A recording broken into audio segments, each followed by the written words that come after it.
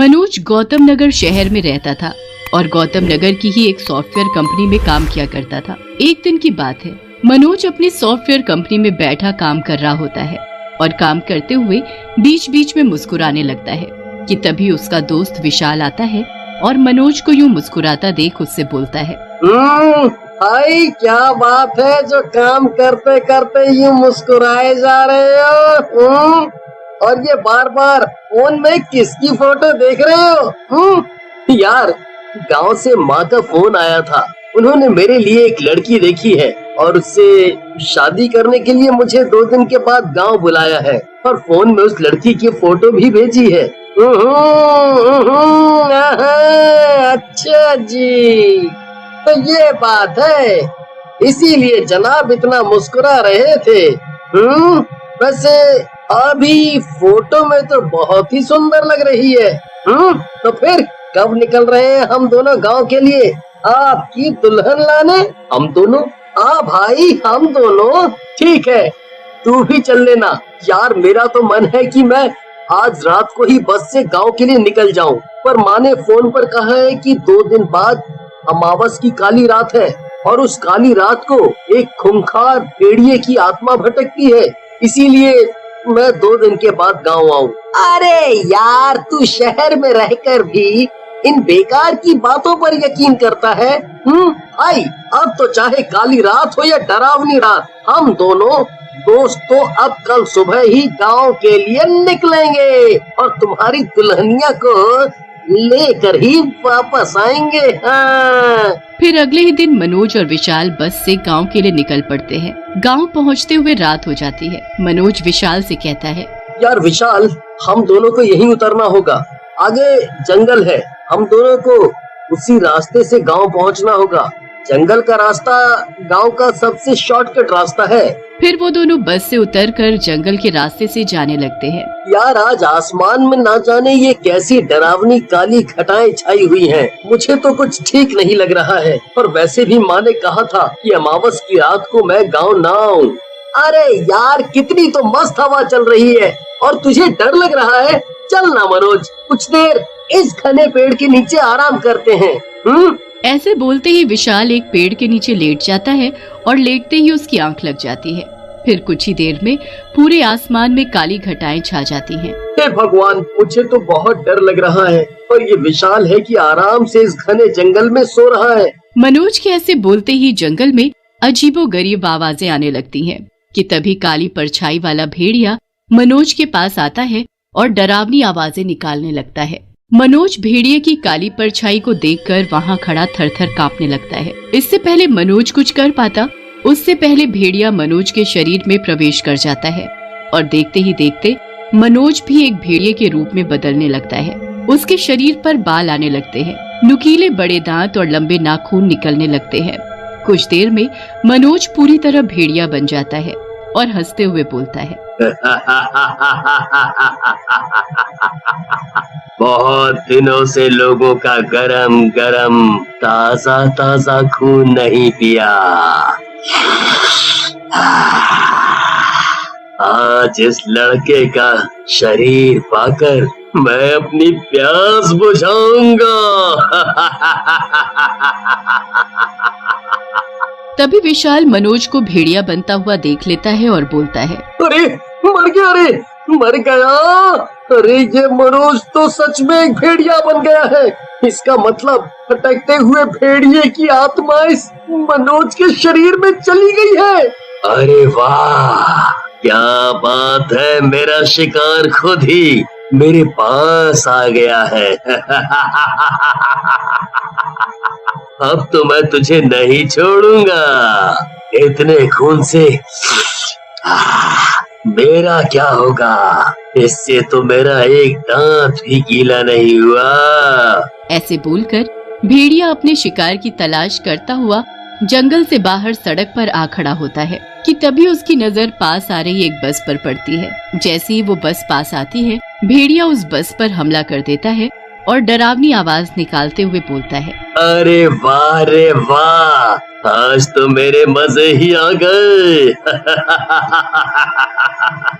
एक साथ इतने सारे लोग, अब मैं एक एक करके इन सभी का खून चूस लूंगा। लेकिन भेड़िया एक एक करके सभी लोगों को काट कर उनका खून पी जाता है और फिर वापस जंगल में चला जाता है। फिर कुछ ही देर में सुबह हो जाती है और भेड़िया मनोज के शरीर से बाहर निकल जाता है। मनोज डरता हुआ गांव पहुंचता है। अरे मनोज, तुम? और हमने तुमको कहा था ना कि 2 दिन के बाद गांव आना, फिर काहे इतनी जल्दी गांव आ गए? और क्या बात है, तुम इतना घबराए हुए काहे हो? मनोज अपने मन में सोचता है। अगर माँ को भेड़िए वाली बात बता दी तो वो मुझ पर बहुत गुस्सा करेंगी, इसीलिए अभी मैं उन्हें कुछ भी नहीं बताऊंगा। अरे कुछ नहीं माँ, वो क्या है कि सफर करते करते काफी थकावट हो गई है, कुछ देर आराम करूंगा तो ठीक हो जाऊंगा। रात को जब मनोज और उसकी माँ खाना खा रहे होते हैं तो मनोज की माँ मनोज से कहती है, बेटा तुम्हें हमने कहा था कि 2 दिन के बाद गाँव आना, पर तुम्हें तो सब्र ही ना हुआ जो अमावस्या की रात को जंगल के रास्ते आ गए। अरे कमबख्त, अगर तुम्हें कछु हो जाता तो मेरा क्या होता? वैसे ही उस भेड़िए के आतंक से पूरा गांव सहमा रहता है, पर तुम्हें तो शादी करने की इतनी जल्दी पड़ी है कि अमावस्या की रात को ही गांव आ धमके। अरे माँ, अब तुम ये सब बातें छोड़ो और ये बताओ कि कब मिलवा रही हो मुझे मेरी होने वाली बीवी से? सुनहरी, सुनहरी है ना उसका नाम। काफी रात हो गई है, अब जाकर सो जा, ठीक है? फिर माँ और मनोज दोनों गहरी नींद में सो जाते हैं। जैसे ही आधी रात होती है मनोज को अजीब सी बेचैनी होने लगती है और वो अपने पलंग से उठ खड़ा होता है। मेरा गला सूखा जा रहा है, मुझे खून पीना है, इंसान का ताजा ताजा खून पीना है। हे भगवान, ये मुझे क्या हो रहा है? ये मैं क्या बोले जा रहा हूँ? फिर कुछ ही देर में मनोज फिर से भेड़िया बन जाता है और अपने शिकार की तलाश में पूरे गांव में घूमने लगता है। मनोज की माँ मनोज को भेड़िया बनते देख लेती है। हे भगवान, लगता है भेड़िए की आत्मा हमरे बेटे मनोज के शरीर में प्रवेश कर गई, तभी मनोज आधी रात को भेड़िए के रूप में बदल गया है। ये सारे गांव वाले कहाँ मर गए? प्यास के मारे मेरा गला सूख रहा है, यहाँ तो मुझे कोई मिलने से रहा। ऐसे बोलकर भेड़िया फिर से जंगल के बाहर सड़क पर जाकर खड़ा होता है और बस का इंतजार करने लगता है। जैसे ही बस आती है भेड़िया उस बस पर छलांग लगा देता है और जोर जोर से आवाजें निकालने लगता है। भेड़िए को देखते ही बस में बैठे सभी लोग चीखने चिल्लाने लगते हैं। कोई नहीं बचेगा मेरे वार से, मैं तुम सभी का खून पी जाऊंगा और अपनी प्यास बुझाऊंगा।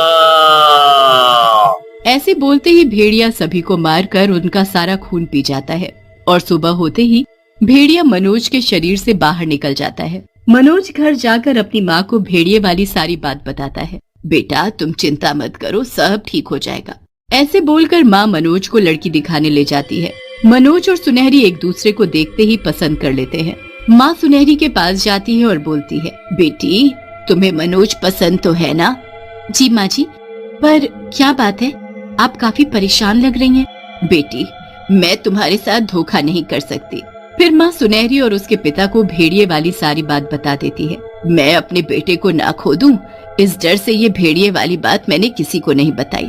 आप चिंता ना करें, हम सभी मिलकर आपके बेटे को उस शैतान भेड़िए से मुक्त करा कर ही रहेंगे। हाँ। फिर आधी रात होने से पहले ही सुनहरी के पिता कुछ गांव के लोगों के साथ मनोज और उसकी माँ को मंदिर ले आते हैं। पुजारी जी मनोज को माता की मूर्ति के आगे बैठाकर पूजा शुरू कर देते हैं। जैसे ही आधी रात होती है मनोज फिर से भेड़िए के रूप में आ जाता है।